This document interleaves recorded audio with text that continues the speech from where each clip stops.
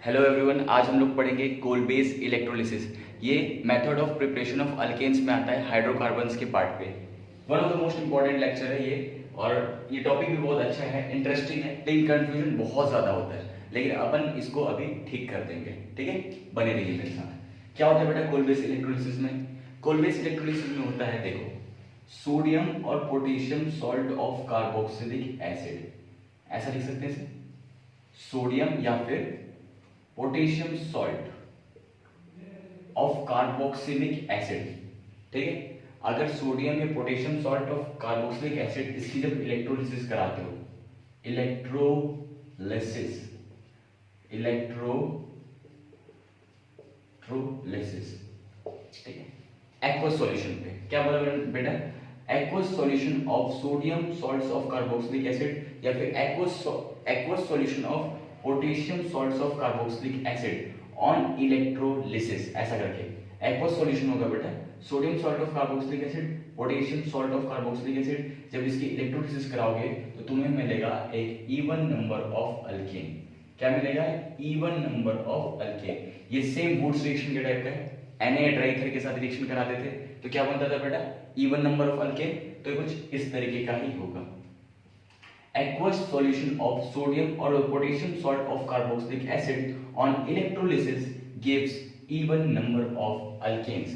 NCERT वाले जो बच्चे हैं, बोर्ड्स वाले, वो थ्योरी पार्ट एनसीईआरटी से देख लेना, मैं डेफिनेशन नहीं लिखा रहा, मैं से समझाता हूँ। अभी तक कि ये ऐसा प्रॉपर रिएक्शन होता है। अगर किसी बच्चे को क्वेश्चन करना है तो डायरेक्टली ये देख सकता है, CO2 बाहर आता है, CO2 बाहर आता है, और ये काम हो जाता है हमारा। लेकिन अब हम इसके मैकेनिज्म की बात करेंगे, ठीक है? मैकेनिज्म, ये रिएक्शन आखिर हुआ कैसे?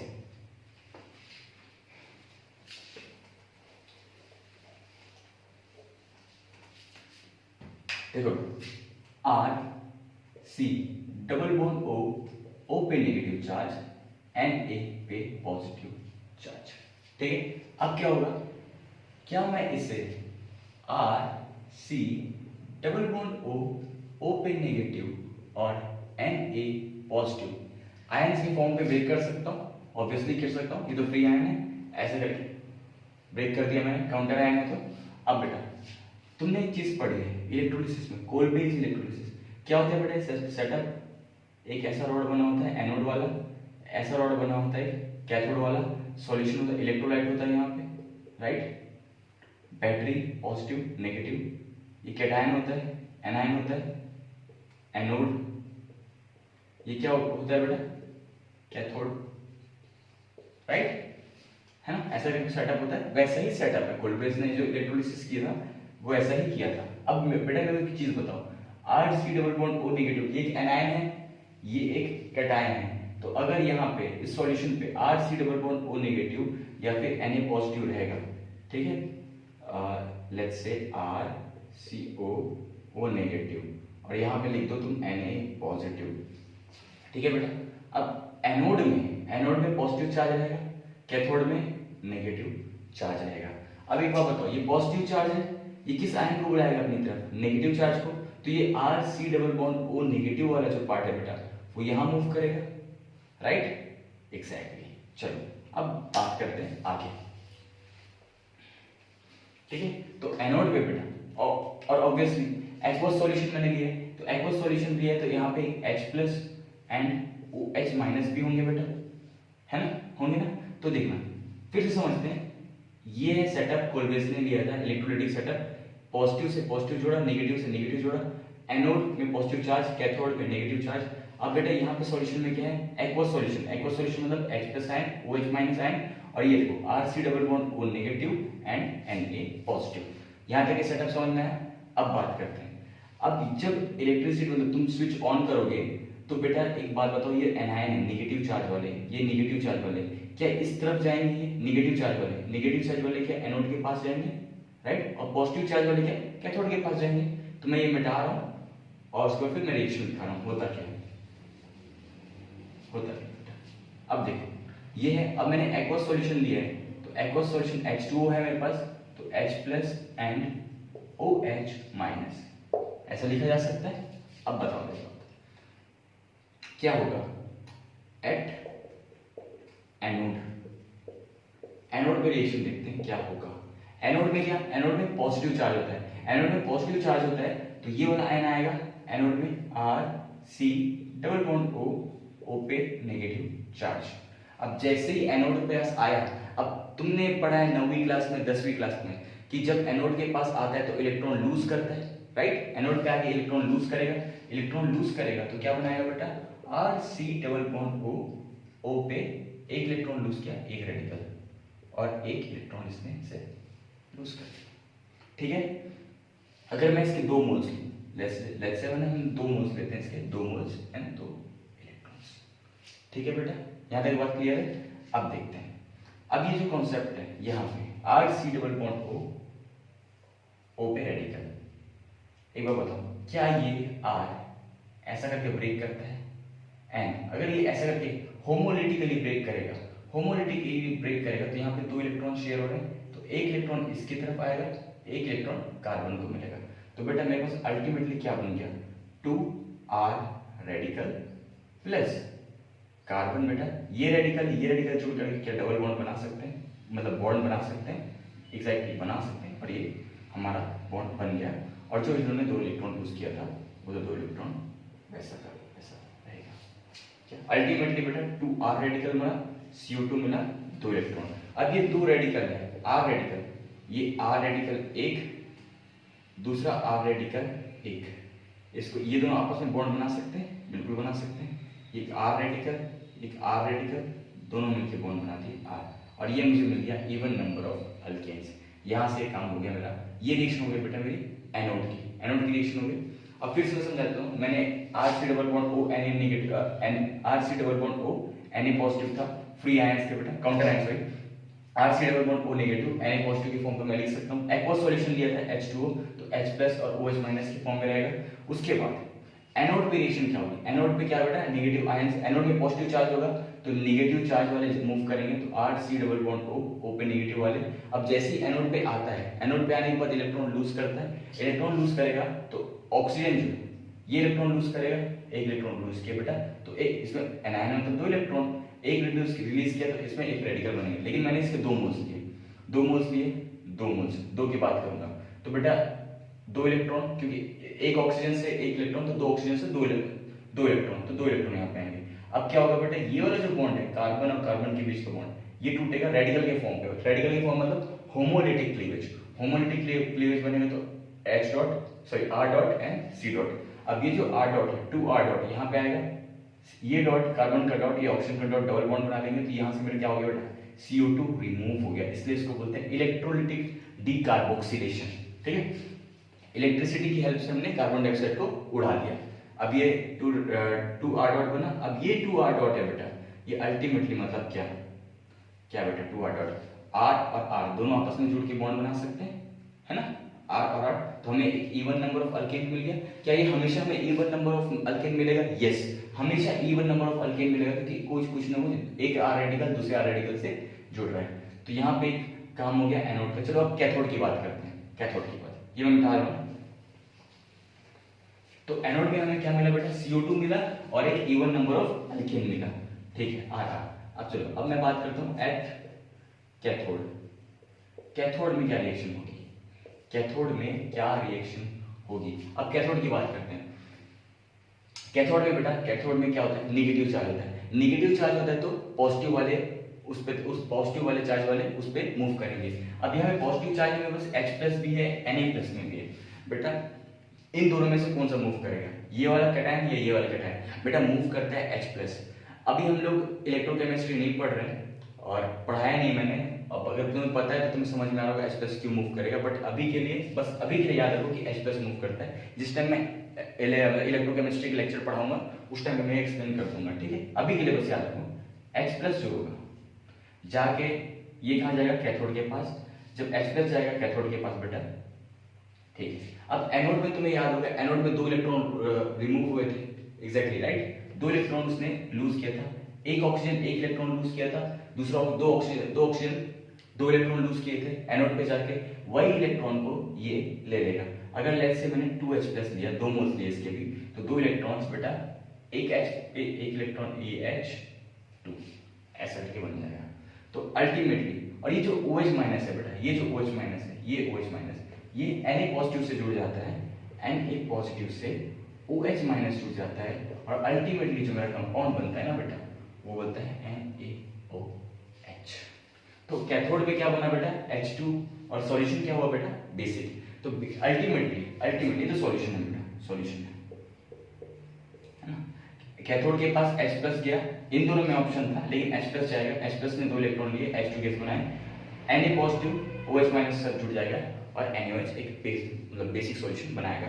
तो अल्टीमेटली जब हमने नोट पॉइंट लिखना है, नोट पॉइंट कि इस रिएक्शन की पूरी कहानी लिखनी है, पूरी की पूरी कहानी, तो मैं क्या बोलूँगा, पूरी की पूरी कहानी में नोट पॉइंट में पहली बार बोलूँगा बेटा एट एनोड। एनोड में क्या हो रहा था, एट एनोड में हमें क्या मिल रहा था बेटा, एनोड में इवन नंबर ऑफ अल्केन मिले, RR, है ना, प्लस बेटा क्या बना, CO2। हमें इवन नंबर ऑफ अल्केन और CO2 हमें एनोड पे मिले।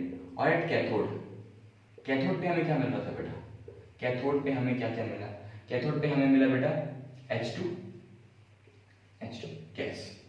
और थर्ड सॉल्यूशन, मतलब ऐसा लिख सकते हैं नेचर ऑफ सॉल्यूशन, ठीक है, nature of solution. Nature of solution क्या है बेटा, बेसिक है। Na प्लस और OH माइनस जुड़ करके NaOH बनाए, तो नेचर ऑफ सॉल्यूशन क्या हो गया, बेसिक हो गया। तो ये अल्टीमेटली हमने ये चीज सीखी, कैथोड पे क्या H2 गैस निकलता है, एनोड पे even number of alkane plus carbon dioxide, और ये नेचर ऑफ सॉल्यूशन। इसलिए बोलते हैं बेटा अल्टीमेटली मेरा इस पूरी कहानी का मतलब क्या है, CO2 बाहर निकलना और एक इवन नंबर का फॉर्मेशन होना, ये होता है कोलबेस इलेक्ट्रोलिसिस। तो अल्टीमेटली अगर तुम्हारे पास कुछ क्वेश्चन आ गया ऐसा, ठीक है बेटा, ये आ गया, अब यहाँ पे डबल बॉन्ड O नेगेटिव कर दो, Na पॉजिटिव कर दो। अब इसकी रिएक्शन इलेक्ट्रोलिसिस, अगर ऐसा कुछ दिया हुआ है इलेक्ट्रोलिसिस, तो तुम क्या करोगे बेटा, आंसर कैसे निकालोगे, कुछ नहीं करना बेटा, ये जो CO2 बाहर निकलता है, ये CO2 बाहर निकलता है, ये जो CO2 है ये तो बाहर निकल जाएगा, बाहर निकल के क्या बनाएगा बेटा, रेडिकल बनाएगा। अब इस रेडिकल को अब हम हमेशा क्या करते हैं, हम लोग 2 मोल्स लेते हैं, 2 मोल्स ले लें, बाय डिफॉल्ट हम अंडरस्टूड होता है कि हम लोग 2 मोल्स ले रहे हैं बेटा, ठीक है, इसमें कोई दिक्कत वाली बात नहीं है। ये अब ये रेडिकल यहाँ पे है, इस कार्बन के पास एक इलेक्ट्रॉन यहाँ पे, तो ये इलेक्ट्रॉन शेयर करके एक बॉन्ड बना देंगे बेटा, आराम। तो अल्टीमेटली मेरा कंपाउंड क्या बन जाएगा, ये वाला, ठीक है। आंसर क्या हो जाएगा बेटा, आंसर क्या हो जाएगा, ये एंड ये। और क्वेश्चन करते हैं, कुछ अच्छा क्वेश्चन कर लेते हैं। फॉर एग्जांपल अगर मैं ले लूं, लेट्स से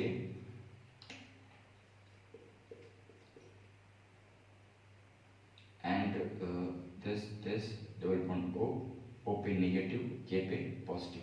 अगर इसकी मैं रिएक्शन करा दूं, इसकी इलेक्ट्रोलिसिस करा रहा बेटा, यहाँ पे रेडिकल बनेगा, कोई दिक्कत नहीं, वेरी इजी बेटा, रेडिकल बन रहा है, ठीक है। CO2 बाहर निकला, रेडिकल बना, हम तो हमेशा 2 मोल्स लेते हैं, 2 मोल्स, ठीक है। तो ये क्या हो जाएगा बेटा, क्या मैं इसको ऐसा लिख सकता हूँ समझने के लिए, ये रेडिकल है ना, सेम ही है, पलटा के लिखा मैंने रेडिकल बॉन्ड बना लेंगे बेटा, तो ये क्या बन जाएगा, ऐसा।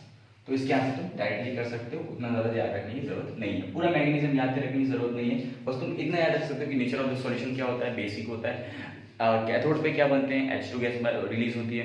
एनोड पे क्या होता है, अल्केन बनता है, इवन नंबर ऑफ अल्केन, और CO2 गैस बाहर निकलती है, कैथोड पे H2 गैस बाहर निकलता है। तो ये सारी चीजें, क्वेश्चन इसके बहुत ईजी आएंगे बेटा। CO2 हटाओ, रेडिकल जोड़ो, CO2 हटाओ, रेडिकल बनाओ, देन रेडिकल को जोड़ दो। क्वेश्चंस करते हैं, चलो क्वेश्चंस, अब हम लोग क्वेश्चंस करेंगे बेटा। पहला एक ये ले लो, and this one is C double bond O negative and A positive. एक काम करो, ये ले लो O negative and A positive. अब इसकी तुम लोग इलेक्ट्रोलिसिस करा दो। इलेक्ट्रोलिसिस में क्या होगा बेटा, इलेक्ट्रोलिसिस क्या होगा, CO2 हटेगा, रेडिकल बनेगा, CO2 हटेगा, रेडिकल बनेगा। अब क्या वापस से RR जुड़ेगा, नहीं बेटा, ये रेडिकल आपस में जुड़ जाएंगे और ये बनाएंगे ये कैसा किया मैं, ये एग्जैक्टली किया जो हमने पढ़ा था फर्स्ट लेक्चर में Na ड्राइथर वाले केस में, ड्राइथर वाले केस में जो मैंने Na ड्राइथर के केस में बनाया था कि intramolecular reactions are faster than intermolecular reaction, इसलिए बाहर से मॉलिक्यूल जब आ रहे होंगे उससे पहले ही ये दोनों आपस में जुड़ करके ये बॉन्ड बना लेंगे और ये ऐसा कि कोई कंपाउंड बना देगा। अगर जिस बच्चे को समझ नहीं आ रहा है प्रीवियस वीडियो देख लेना, Na ड्राइथर वाली सबसे पहली वीडियो हाइड्रोकार्बन्स का पहला लेक्चर का, उसमें मैंने कराया हुआ जब दो रेडिकल आपस में यहाँ पे जुड़ते हैं तो आपस में बॉन्ड बना लेते हैं वो लोग, वो इंट्रामोलिकुलर रिएक्शन कर लेते हैं as compare to intermolecular reaction से, क्योंकि इंट्रामोलिकुलर रिएक्शन फास्ट होते हैं बेटा इंटरमोलिकुलर रिएक्शन से, तो ऐसा करके कंपाउंड बन जाएगा। चलो और कुछ क्वेश्चंस कर लेते हैं। ये बिल्कुल Na ड्राइथर वाली रिएक्शन की तरह होगा, वुड्स रिएक्शन की तरह। चलो और कुछ कर लेते हैं, जैसे कि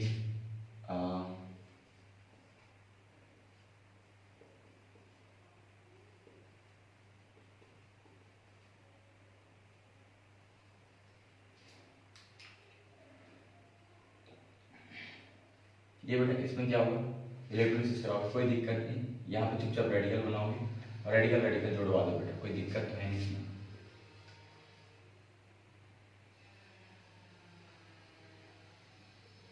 ऐसा ऐसा कंपाउंड भी बनेगा।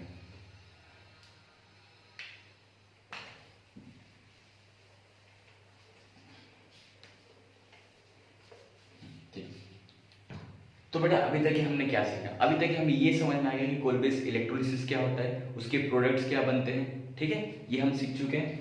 अब सेकंड चीज हमें ये सीखनी है कि यार कोलबे इलेक्ट्रोलिसिस किसी के जैसा लग रहा है, किसके टाइप का लग रहा है बेटा, कोलबेस इलेक्ट्रोलिसिस में इवन नंबर ऑफ अल्केन बनते हैं। अगर तुम याद करोगे तो वुड्स रिएक्शन में भी इवन नंबर ऑफ अल्केन ही बनता है। अब उसमें भी फ्री रेडिकल मैकेनिज्म होता है, इसमें भी फ्री रेडिकल बनते हैं बेटा। अब बताओ एक चीज बताओ मुझे कि अगर तुम्हारे पास क्वेश्चन में कुछ इस तरीके का कंपाउंड आ गया, इस तरीके का कंपाउंड आ गया O नेगेटिव Na पॉजिटिव, और अगर यहाँ पे तुम्हारे पास O नेगेटिव Na पॉजिटिव, इस टाइप का कोई कंपाउंड आ गया, ठीक है, जब इसकी रिएक्शन होगी तो तुम्हें पता है CO2 उड़ता है, CO2 उठता है और रेडिकल बनता है, तो CO2 उड़ा दोगे तुम लोग और रेडिकल बना दोगे, यहाँ पे रेडिकल बनेगा, यहाँ पे रेडिकल बनेगा। उसके बाद फिर तुम बोलोगे सर ऐसा ऐसा ऐसा, ये रेडिकल है ना, ऐसा ऐसा ऐसा ऐसा, हम तो दो मोल्स लेते हैं ना सर, ऐसा और ऐसा बॉन्ड बन जाएगा, तो बेटा यहाँ पे तुम्हारा आंसर हो जाएगा गलत। ये वुड्स रिएक्शन जैसा होता है बेटा, एग्जैक्टली वुड्स रिएक्शन।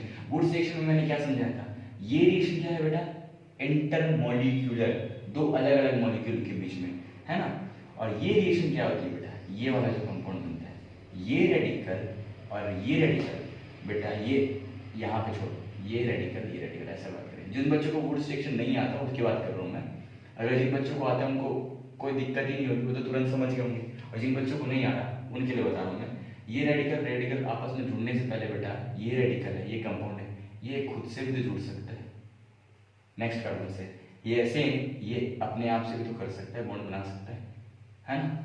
इसको जब ये और ये आपस में ही तो बॉन्ड बना सकते हैं, किसी दूसरे के बनाने से पहले खुद भी तो बॉन्ड बना सकते हैं, इसलिए बेटा इसको बोलते हैं इंट्रामोलिकुलर रिएक्शन।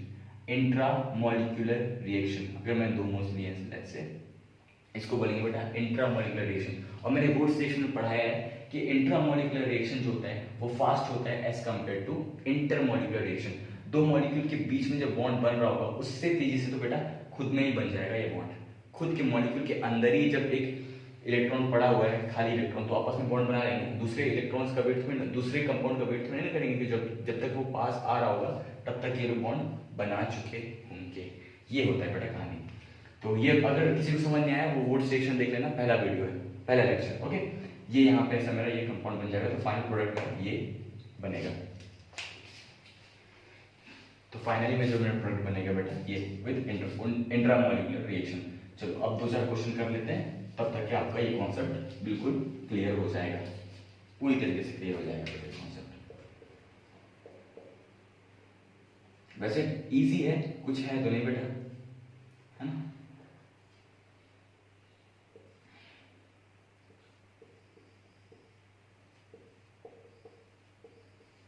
इसमें इसमें इलेक्ट्रोलिसिस हो रहा है, वापस से नहीं कर लिख लेना। इलेक्ट्रोलिसिस होगा तो क्या होगा बेटा, कुछ नहीं बेटा, ये CO2 बाहर निकलेगा, रेडिकल बनेगा, CO2 बाहर निकाल दो, रेडिकल बना दो।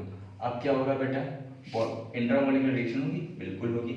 ये क्यों हो रही है बेटा, क्योंकि कंपाउंड जो है, अगर ये बोलोगे ये कंपाउंड जो है ये क्या है बेटा, नॉन एरोमेटिक। ये भी वुड्स में कराया बेटा, फिर से देख लेना। तो ये कंपाउंड बने नॉन एरोमेटिक क्यों, यहाँ इस कार्बन का हाइब्रिडेशन है sp3, ठीक है। तो कुछ नहीं करना बेटा, CO2 हटाना, रेडिकल बनाना, दोनों रेडिकल को जोड़ देना। CO2 हटाओ, रेडिकल बनाओ, जोड़ दो।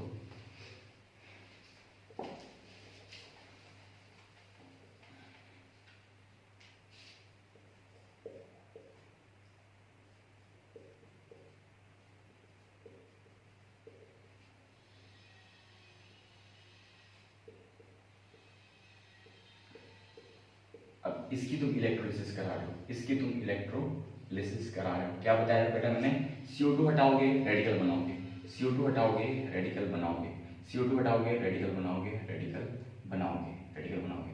अब तुम बोलोगे सर रेडिकल रेडिकल बन गया, अब सर इसको ऐसे करके ऐसा कर देते हैं, ऐसा कर देते हैं, ऐसा कर देते हैं, ऐसा कर देते हैं। नहीं बेटा, ये कंपाउंड गलत हो जाएगा। क्यों गलत हो जाएगा, क्योंकि जो प्रोडक्ट है, ये प्रोडक्ट है बेटा, ये एंटी एरोमेटिक है। और मैंने पढ़ाया था तुम्हें, वुड सेक्शन में पढ़ाया था तुम्हें कि अगर इंट्रामॉलिक्यूलर रिएक्शन तभी होगी जब बनने वाला प्रोडक्ट या तो एरोमेटिक हो या नॉन एरोमेटिक हो, आसान भाषा में स्टेबल हो। और स्टेबिलिटी बेटा एरोमेटिक की ज्यादा होती है, then non aromatic, then anti aromatic. तो जब भी एंटी एरोमेटिक बन रहा होगा तो ये कंपाउंड नहीं बनेगा। कंपाउंड क्या बनेगा बेटा, कंपाउंड क्या बनेगा, पुराने वाले तरीके से बनेगा। क्या बनेगा, ये ऐसा, ये रेडिकल, तब बेटा हो जाएगी क्या, इंटरमॉलिक्यूलर रिएक्शन। ये रेडिकल, ये रेडिकल, और ये रेडिकल, ये रेडिकल आपस में बॉन्ड बना लेंगे, बॉन्ड बना लेंगे। तो अल्टीमेटली बेटा जो मेरा कंपाउंड होगा, अल्टीमेटली वो ये होगा एंड ये होगा, ठीक है। ये क्या हो जाएगा बेटा, ये क्या है, non aromatic compound. Hope so तुम्हें कोलबर्ग इलेक्ट्रोलिसिस की पूरी कहानी समझ में आ गई।